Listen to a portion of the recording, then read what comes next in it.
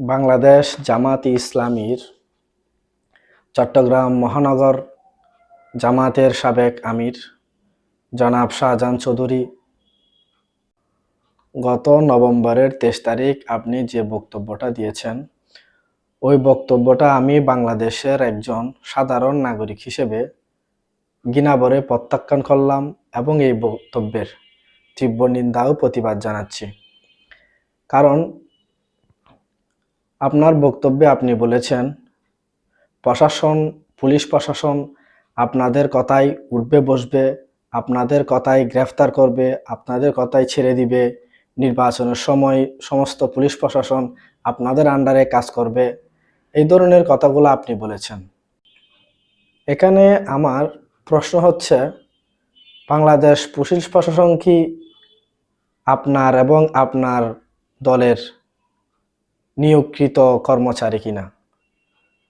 Bangladesh police প্রশাসন যদি আপনাদের হয়ে কাজ করে, আপনাদের কথায় অভ্যাস করে, আপনারা যা যা বলবেন সেটা যদি ওরা বাস্তবায়ন করে, তা আমার মনে হচ্ছে যে বাংলাদেশ পুলিশ প্রশাসন আপনাদের নিয়োগকৃত কর্মচারী। নির্বাচনের আগে আপনার এই কথাবার্তাগুলা শুনে মনে হচ্ছে আপনি যথেষ্ট পরিমাণ উস্কানি দিচ্ছেন। এগুলা উস্কানিমূলক কথাবার্তা। বাংলাদেশের মানুষ আপনার এই কথাবার্তাকে ঘৃণাভরে প্রত্যাখ্যান করেছে। বাংলাদেশ পুলিশ নির্বাচনের সময় নিরপেক্ষ থাকবে, আমরা সাধারণ মানুষ হিসাবেই এটাই চাই।